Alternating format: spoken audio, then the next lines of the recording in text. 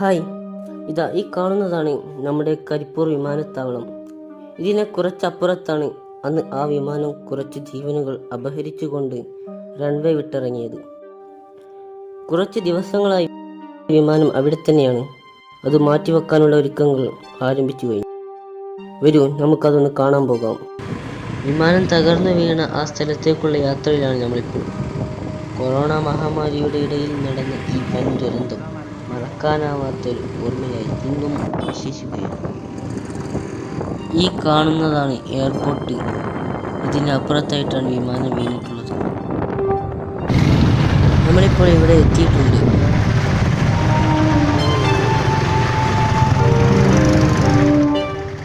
വിമാനം ഈ മതിലിൽ കുത്തിയാണ് നിന്നത്. ഒഴിഞ്ഞ മതിലിൻ്റെ ആ ഭാഗം ഷീറ്റിട്ട് മറിച്ചത് നമുക്ക് കാണാം.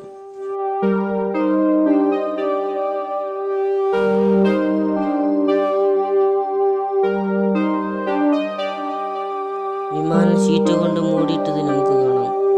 അന്നത്തെ ആ സംഭവത്തിന് ശേഷം മറച്ചിട്ടതാണിത്.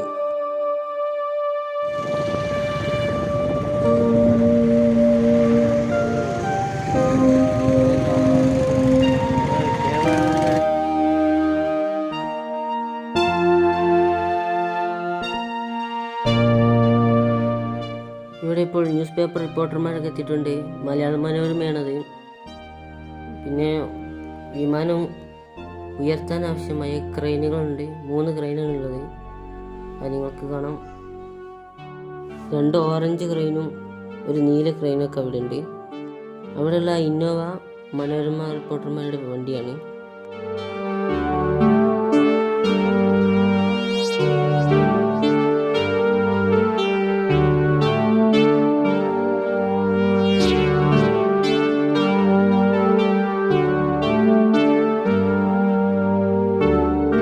മതിലിൻ്റെ ഈ ഭാഗത്തായാണ് വിമാനം ഇടിച്ചത്.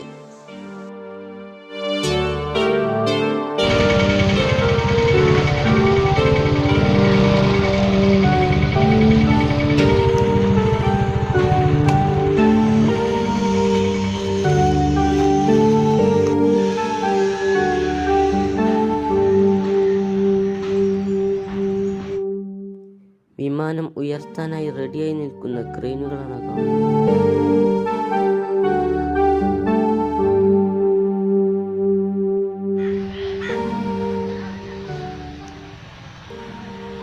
ഇപ്പോൾ വിമാനത്തിൻ്റെ അയച്ചുപണികൾ നടന്നുകൊണ്ടിരിക്കുകയാണ്.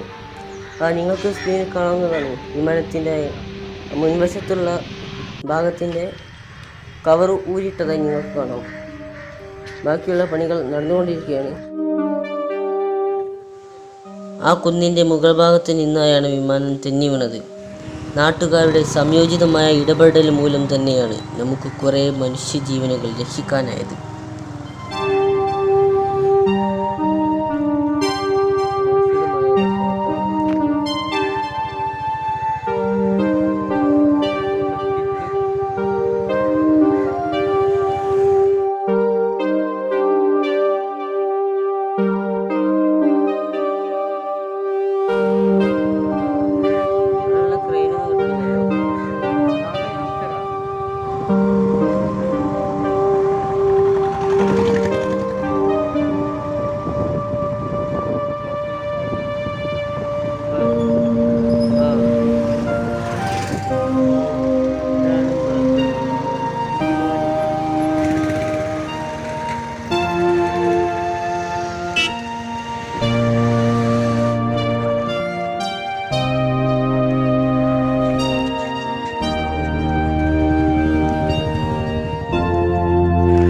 വിമാനത്തിൻ്റെ മുൻഭാഗത്ത് നിന്ന് ഷീറ്റ് ഇപ്പോൾ മാറ്റിയിട്ടിരിക്കുകയാണ്.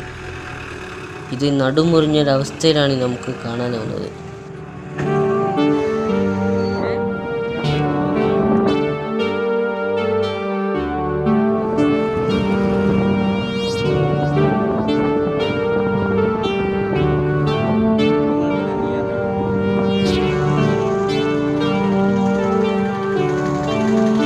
സാങ്കേതിക കാരണങ്ങൾ കൊണ്ടോ മറ്റോ നടപടിക്രമങ്ങൾ ഇപ്പോൾ നിർത്തിവച്ചിരിക്കുകയാണ്.